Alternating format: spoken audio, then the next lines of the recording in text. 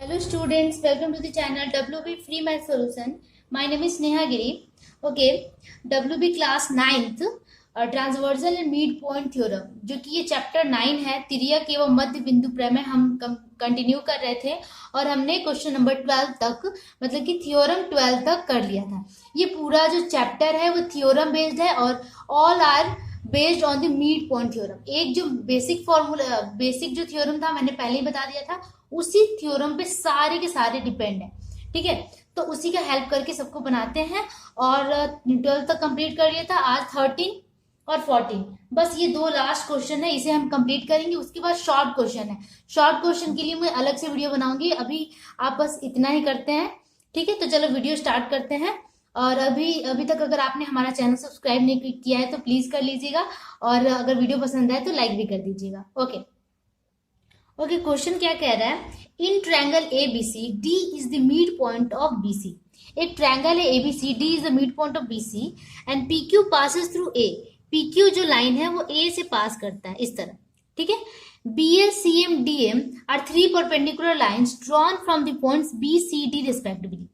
B से यहाँ पे परपेंडिकुलर लाइन ड्रॉन करना है 1 और ये D से जाएगा, D से एक लाइन जाएगा, एक मिनट। ओके, B से, D से और C से हमने 3 परपेंडिकुलर लाइन ड्रॉ किया और उसका नाम क्या होगा? BL, यहाँ पे L होगा and CM, CM and DM। ठीक है, तीनों का इस तरह नाम है, तीनों परपेंडिकुलर है। परपेंडिकुलर मतलब 90-90 बना रहा है ये। ठीक है, ओके, उसके बाद है क्या? Then prove that DL is equal to DM। DL इसका मतलब कि D से L को हमें मिलाना है। DL is equal to DM, ये हमें प्रूव करना है। ठीक है, तो चलो प्रूफ करते हैं। ठीक है, परपेंडिकुलर का मतलब है कि लंब खींचा गया है। मैं एक बार हिंदी में बता दूं कि एबीसी एक त्रिभुज है जिसमें डी मध्य बिंदु है बीसी का और पीक्यू एक लाइन पास करता है ए से, गुजरता है ए से, और बीएल सीएम डीएम क्या है? 3 लंब खींचे गए हैं बी डी सी से। ठीक है, और बी सी तो हमें प्रूफ करना है कि DL is equal to DM, ये हमें प्रूफ करना है। तो प्रूफ में पहले ये लिखेंगे कि बीएल डीएन और सीएम क्या है? परपेंडिकुलर है। बीएल डीएम एंड क्या है? बीएल डीएम एंड सीएम है ना। CM are perpendicular to PQ है ना, परपेंडिकुलर टू पीक्यू। इसका मतलब क्या है कि BL is parallel to DM and DM is parallel to CM. जब परपेंडिकुलर लाइंस 3 एक ही साथ खींचा जाएगा तो तीनों एक दूसरे के साथ क्या होगा? पैरेलल होगा। तो ये हमने पैरेलल कर दिया, BL parallel DM and DM parallel CM. ठीक है, अच्छा एक मिनट, डी एम नहीं होगा यहाँ पे, सो सॉरी, डी एन होगा, DN, DN. Okay okay, next क्या है? तो हम ये कह सकते हैं कि B D is equal to D C. अच्छा, B D is equal to D C ये दिया हुआ है आपका। ओके, नेक्स्ट है गिवन क्या है? गिवन दिया हुआ है क्या कि B D is equal to D C, B D is equal to D C. ये कहाँ दिया हुआ है? लिखा हुआ है कि D is the mid point of BC. यहाँ लिख सकते हैं कि चूंकि D is the mid point of BC, इसीलिए क्या हुआ? B D is equal to D C. अब बी डी डी सी के बराबर है और ये सारे पैरेलल है, तो हम क्या लिख सकते हैं कि L N is equal to N M. ये बराबर ये भी होगा, ये पूरा ये जो एल एन लाइन है ये इसके इक्वल होगा। ठीक है, क्योंकि D is the mid point of BC है और ये लाइन पैरेलल भी है, इसका मतलब ये जो दोनों हिस्सा है एक दूसरे के साथ बराबर होगा, हेंस इक्वल होगा। हेंस लिखेंगे क्या? L N is equal to N M. ठीक है, ये 1 नंबर हमारा हो गया। नेक्स्ट है, अब देखो कि दो त्रिभुज में हमें देखना है from triangle D L N. Okay, from triangle D L N and triangle D M N. D L N देखो, डी एल एन मतलब ये जो ट्रायंगल बन रहा है अपोजिट दिख रहा होगा, और दूसरा है D M N, D M N. ये दोनों ट्रायंगल में हमें देखना है। यहां से हमें क्या मिलेगा? L N is equal to M N, L M is equal to, sorry L M है ना, एल एन, बार बार गलती क्यों लिख रही हूँ? L N is equal to N M, L N is equal to N M. ठीक है, already proved हो चुका है। यहाँ लिख देंगे फ्रॉम 1, फ्रॉम 1 से हमें क्या मिला कि ln is equal to nm।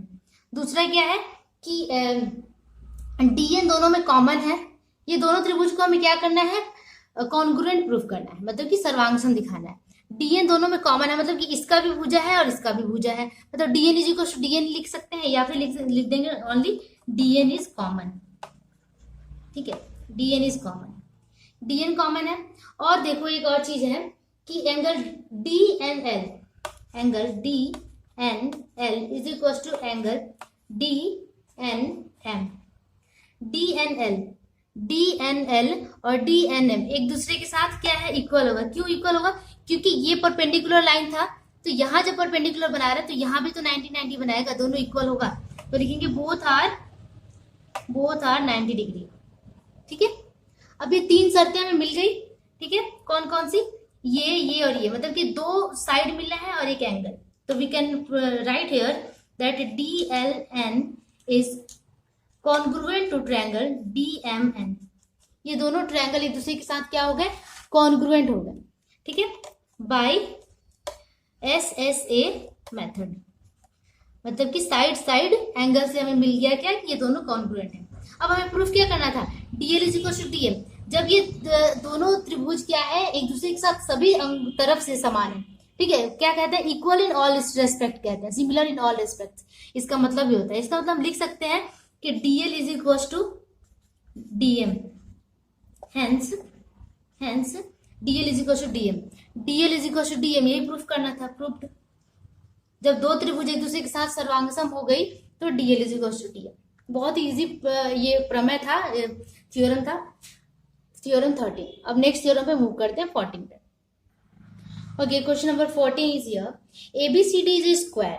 ABCD एक क्या है, वर्ग है, diagonal AC and BD curves at O। Diagonal मतलब कि विकर्ण नहीं कहते, हाँ, विकर्ण AC और BD एक दूसरे को O बिंदु पे काटते हैं। The bisector of angle BAC, bisector मतलब कि 2 बराबर भागों में बांटने वाला जो एक एंगल है BAC, cut BO at P। ठीक है, तो बाइसेक्टर इसका ले लेंगे हम।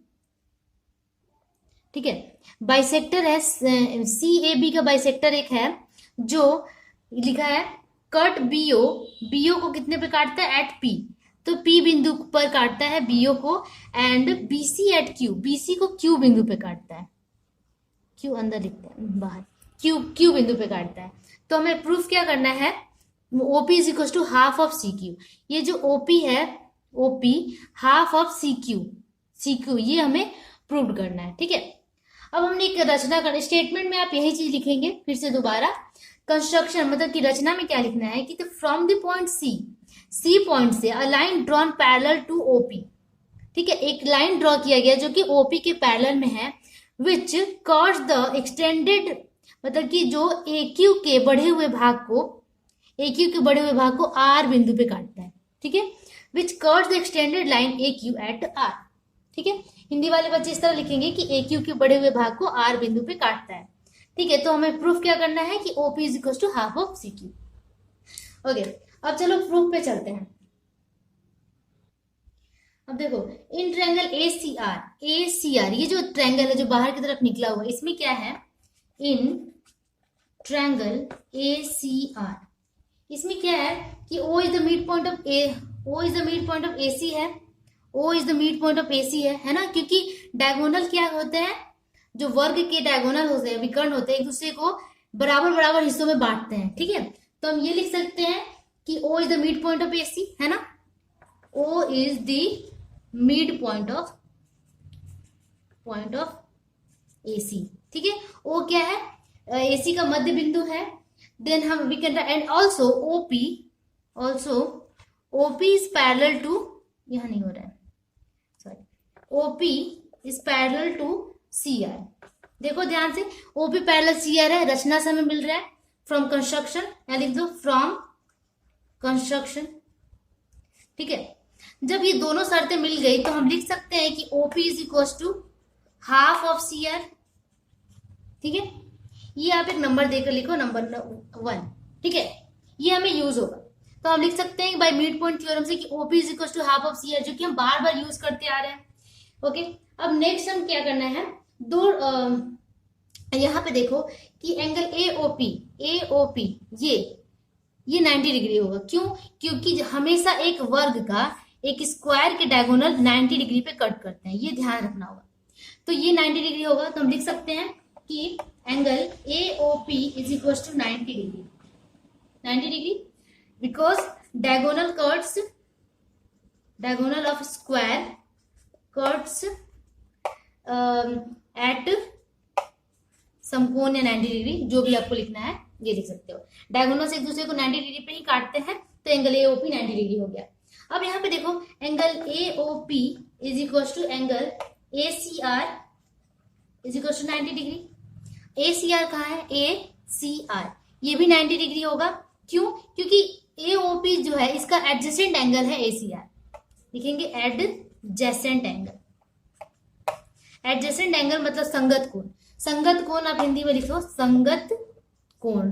संगत कोण बराबर होते हैं, तो जब ये 90 डिग्री है तो ये भी 90 डिग्री होगा, मतलब ये दोनों इक्वल होंगे। ठीक है, अब देखो इन ट्रायंगल ACR में क्या है? In triangle ACR and triangle ABQ, इन दोनों ट्रायंगल में ACR ये जो बड़ा वाला ट्रायंगल है और ABQ ये जो छोटा वाला ट्रायंगल है। ध्यान से आप देखो ABQ में किसको कह रही हूं मैंने, एक बार और इसको। ABQ ये है, ओके, और ACR ये बड़ा वाला। इन दोनों में क्या है? इन दोनों में क्या मिलेगा हमें कि angle ACR is equal to angle ABQ। ये क्यों हुआ? ACR अभी हमने प्रूफ किया कि 90 डिग्री है, और ABQ ये भी तो 90 है ना? क्योंकि वर्ग का जो एक भुज जो सारे कोण होते हैं, सारे एंगल्स होते हैं वो 90 डिग्री होते हैं। तो ACR is equal to ABQ, each 90 degree लिख देंगे, ईच 90 डिग्री। ओके, हमें सबका शर्त पता है, कोई भी हमें कहीं रॉन्ग कर ही नहीं सकता है। ओके, तो ACR is equal to ABQ मिल गया हमें इन दोनों ट्रायंगल में। और एक एंगल मिलेगा कि एंगल ये देखो इन दोनों ट्रायंगल में क्या है कि एंगल CAR, देखो CAR, angle CAR equals to angle BAQ, है ना? एंगल BAQ ये क्यों हुआ? CAR ये वाला एंगल, BAQ ये एंगल, ये दोनों बराबर होंगे। क्यों? क्योंकि बाइसेक्टर है, AQ बाइसेक्टर है एंगल BAC का, तो बाइसेक्टर दो भाग बराबर भागों में बांटता है, इसलिए दोनों ये बराबर हो गए, इक्वल हो गए। तो हम यहाँ लिख सकते हैं कि AQ is bisector of angle BAC, इसीलिए ये दोनों इक्वल हो गए। अब एक दो ट्रायंगल का दो एंगल इक्वल हो जाता है, तो तीसरा ऑब्वियसली इक्वल ही होगा। ठीक है, देन रेस्ट क्या बचा? रेस्ट एंगल कौन सा बचा? देखो हमने क्या कौन सा ट्रायंगल ले लिया है? इसका बड़े वाले का एंगल B और एंगल A ले लिया है। एंगल B सॉरी बड़े वाले ट्रायंगल का सॉरी एंगल C और एंगल A ले लिया है। तो C और A बराबर है, तो R भी बराबर होगा, तो क्या लिखेंगे? एंगल CRA या ARC लिखो। ARC इक्वल्स एंगल, इसमें कौन कौन से एंगल हम ले चुके हैं? छोटे वाले में B और A, हमने B और A ले लिया, तो Q ये किसके बराबर होगा? Angle AQB। ठीक है, तो रेस्ट एंगल भी ये इक्वल हो गया। ठीक है, रेस्ट एंगल आप लिखो, ये दोनों इक्वल हो गए। यहां से हमें क्या मिलेगा? बट हमें पता है क्या? But angle CQR is equal to angle, देखो यहाँ पे CQR ये एंगल, ये किसके बराबर होगा? AQB के, एंगल AQB। क्यों हुआ? वर्टिकली अपोजिट एंगल है। CQR इक्वल होगा AQB के, यहाँ लिखेंगे vertically opposite angle, vertically opposite angle. ठीक है, तो जब ये दोनों बराबर, अब देखो ये राइट हैंड साइड इक्वल हो गया, तो लेफ्ट हैंड साइड भी एक दूसरे के साथ इक्वल होगा। तो हम लिख सकते हैं hence angle ARC equals to angle CQR। ARC is equal to CQR। यहाँ पे हमने प्रूफ किया, लेकिन यहाँ पे देखो आप नेक्स्ट में ARC is equal to CQR, ARC is equal to CQR, मतलब ये दोनों एंगल की बात हो रही है ना? अब ये ARC जो है लंबा वाला ARC, इसे हम लिख सकते हैं क्या? QRC, ऑब्वियसली क्योंकि एंगल तो वही है। QRC is equal to angle CQR। इसका मतलब ये और ये एंगल दोनों इक्वल हो गए। जब दो एंगल इक्वल होता है तो हमें पता है जब भी दो एंगल इक्वल होते हैं तो दोनों साइड्स भी इक्वल होते हैं। तो हम ये लिख सकते हैं हैंस क्या लिखेंगे कि CR is equal to CQ। ठीक है, ओके। अब फ्रॉम ये हमें मिल गया कितना नंबर, ये 2 नंबर हम कह सकते हैं, नंबर 2। ओके, 1 नंबर हमारा यहाँ है, नंबर 2 यहाँ है। नेक्स्ट देखो, जब CR is equal to CQ हो गया तो फ्रॉम 1 से हमारे पास क्या है कि OP is equal to 1/2 CR, ये है। बट यहाँ पे CR is equal to CQ है ना। तो OP इज इक्वल टू हम क्या लिख सकते हैं, दिख रहा है यहाँ, लिख सकते हैं हाफ ऑफ CQ। क्यों, CR की जगह पे हमने पुट कर लिया क्योंकि CR is equal to from 2 हमारे पास पहले से क्या था, OP is equal to half of CR, यहाँ से फ्रॉम 1। अब यहाँ पे CR की जगह पे हमने CQ लिख दिया फ्रॉम 2 से, और यही हमें प्रूफ करना था कि OP is equal to half of CQ, यही हमें प्रूफ करना था, आ गया। ठीक है,